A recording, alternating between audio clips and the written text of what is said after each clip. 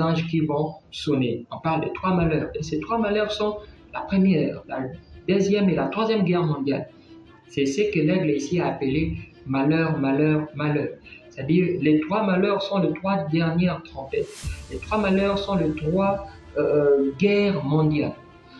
Alors, il y a eu d'abord 4 premières trompettes. Si vous prenez Apocalypse chapitre 8, à partir, je crois, du verset 7, vous descendez jusqu'au verset 12, on parle de 4 premières trompettes. Et les 4 premières trompettes sont liées au bouleversement de la nature. Vous voyez? Et cela ressemble plus au bouleversement de la nature qui a eu lieu à l'époque de Moïse en Égypte. Ça ressemble aux 12 plaies et aussi à l'époque d'Élie. Alors cela nous renvoie que ces 4 trompettes auront lieu lors du ministère d'Élie et Moïse, selon Apocalypse chapitre 11, parce que la Bible nous dit que Dieu leur a donné le pouvoir de frapper la terre de toute forme de fléau, de frapper la terre, de fermer les ciels pendant des années. Ça, c'est ce que Élie a fait. De frapper la terre par des fléaux, ça, c'est ce que Moïse a fait. Donc, c'est-à-dire les 4 premières trompettes nous renvoient au ministère d'Élie et de Moïse qui auront lieu de l'autre côté après l'enlèvement de l'Église, et bien sûr, l'enlèvement qui est parlé dans 1 Thessaloniciens 4 et les autres passages de l'Écriture. Ça, c'est l'Apocalypse. L'Apocalypse est le livre des symboles. On ne lit pas le livre d'Apocalypse comme un journal. Ce n'est pas commençant par les versets premiers jusqu'en bas, c'est comme ça que l'ordre va se passer. Non, la Bible est un puzzle. Esaïe dit, c'est règle sur règle, précepte sur précepte, un peu ici, un peu là-bas. Vous voyez, la Bible est comme ça. Et Frère Madame Dieu lui a dit, prends ceci, va là-bas, prends ça, remets ça ici. C'est comme ça que la parole de Dieu a été écrite. Parce que ceux qui n'auront pas l'Esprit de Dieu en lisant, qu'ils tombent encore à la renverse. C'est ce que le livre d'Esaïe est en train de dire. Que Dieu vous bénisse. Alors, ces 3 malheurs sont les 3 guerres mondiales. Ces 3 malheurs sont les 3 guerres mondiales que l'humanité devait subir en jugement à cause de leurs abominations. Et l'aigle qui les annonce n'est personne d'autre que ces prophètes du XXe siècle qui doivent annoncer les jugements. Parce qu'un prophète est un précurseur d'un jugement. À chaque fois que vous voyez un prophète venir, sachez qu'après lui, il y a un jugement. De la même manière que Noé était venu, après lui, il y avait des jugements. De la même manière que Moïse était venu, après lui, Pharaon et les Égyptiens étaient engloutis dans la mer Rouge. De la même manière que lorsque vous voyez un prophète apparaître, juste après lui, il y a un jugement qui arrive. Parce qu'ils sont des étoiles, ils sont des signes pour marquer des époques. Ils viennent en guise de précéder des grands événements. Et dans Malachie 4, il nous est promis un prophète de la nature d'Élie qui va venir avant que le jour de l'Éternel arrive. Ces jours grands et redoutables qui s'élèvent comme une grande fournaise. C'est ces jours-là qui va apporter la destruction du monde d'aujourd'hui. Alors, la scène prophétique de la Première Guerre mondiale est présentée dans Apocalypse chapitre 9, au verset 1er jusqu'au verset 11. On lit. Le 5e ange sonna de la trompette, et je vis une étoile qui était tombée du ciel sur la terre. La clé du puits de l'abîme lui fut donnée, et elle ouvrit le puits de l'abîme, et il monta du puits une fumée comme la fumée d'une grande fournaise. Et le soleil et l'air furent obscurcis par la fumée du puits par la fumée. Du puits de la fumée sortirent des sauterelles qui se répandirent sur la terre, et il leur fut donné un pouvoir, comme le pouvoir qu'ont les scorpions sur la terre. Il leur fit dit de ne point faire du mal à l'herbe de la terre, à aucune verdure et à aucun arbre, mais seulement aux hommes qui n'avaient pas les sceaux de Dieu sur leur front. Il leur fit donner non de les tuer, mais de les tourmenter pendant 5 mois. Observez bien les chiffres, 5, de les tourmenter pendant 5 mois, ça va nous rattraper. Si nous remontons un peu en haut, on les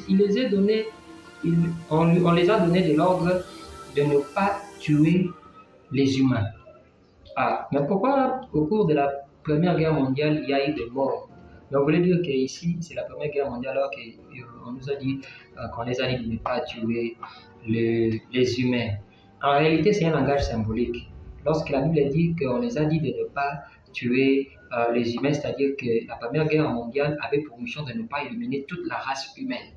Mais la Première Guerre mondiale avait pour mission de tourmenter la race humaine en éliminant une partie considérable, et cela va servir maintenant d'un grand tourment pour les humains. Et on les a dit de tourmenter les humains pendant 5 mois.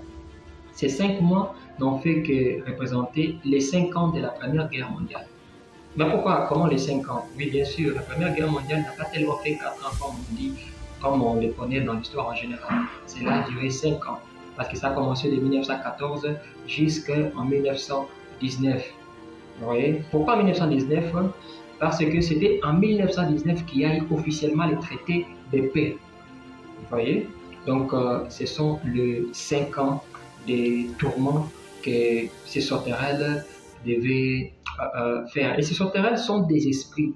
Ces sauterelles sont des démons des civilisations. Parce qu'il y a toute une hiérarchie de démons que nous voyons dans Éphésiens chapitre 6. La Bible nous dit notre lutte n'est pas de combattre contre la chair et le sang, mais contre les dominations, contre les autorités, contre les princes des ténèbres et les esprits méchants dans les lieux célestes. Il y a 4 hiérarchies d'anges, 4 hiérarchies de démons. Les dominations sont les démons qui règnent avec les diables en enfer et ils tourmentent les âmes, ils reçoivent les âmes perdues. Maintenant, les autorités sont ce que Paul appelle les princes de ces siècles, les dieux de ces siècles. Ce sont des démons qui influencent la civilisation. Ce sont des démons qui influencent la culture et ce sont eux qui inspirent des politiciens par des discours et ce sont eux qui créent des événements qui changent même le cours d'histoire. Ce sont ces démons qui ont été libérés maintenant des abîmes. Et la Bible les décrit comment est-ce qu'ils avaient l'air. On parle de sauterelles dont l'air cri ressemblait aux chevaux ou bien à une armée de chevaux. Et ces symboles aussi nous renvoient à des représentations scientifiques. Parce que comment est-ce que les ailes d'une sauterelle peuvent faire des bruits de toute une armée? Vous ne voyez pas que peut-être il s'agissait des hélicoptères, parce qu'on dit que leur visage était semblable au visage des hommes. Vous ne voyez pas que peut-être c'était les pare-brises des hélicoptères, parce que lorsqu'on regarde au travers les pare-brises des hélicoptères, il y a des visages des hommes, des pilotes qui conduisent des hélicoptères. Vous voyez? Et on dit que leur pouvoir se trouvait dans leur queue. Ce n'étaient pas des armes peut-être. Vous voyez, donc Apocalypse, c'est le livre des symboles. Et la Première Guerre mondiale a causé autant de pertes humaines. Nous pouvons vous le lire. Les pertes humaines et civiles et militaires de la Première Guerre mondiale. La France a perdu 1 390 000 hommes. L'Allemagne a perdu 1 950 000 hommes. L'Autriche-Hongrie a perdu environ 1 million d'hommes. La Belgique a perdu environ 100 000 hommes. Le Canada a perdu environ 55 000 hommes. Les États-Unis ont perdu environ 120 000 hommes. La Grande-Bretagne a perdu environ 780 000 hommes. La Roumanie a perdu environ 158 000 hommes. La Russie a perdu environ 1 700 000 hommes. Aux alentours de 2 millions d'hommes comme ça. La Serbie a perdu environ 400 000 hommes. La Turquie a perdu environ 400 000 hommes, y compris les autres pays. Et le total général, le bilan total des pertes de vie humaines de la Première Guerre mondiale fut élevé à environ de 9 millions d'hommes. Donc ça c'était vraiment une grosse perte de vie humaine. Mais ça ne s'est pas arrêté là. Le premier malheur est passé. Il y a encore l'autre malheur qui devait venir. Donc prochainement, nous allons apprendre à étudier avec vous l'eschatologie au sujet maintenant de la Seconde Guerre mondiale ou encore de la Deuxième Guerre mondiale. Portez-vous bien. Au reste, que Dieu vous bénisse. Restez connectés. Que Dieu vous bénisse.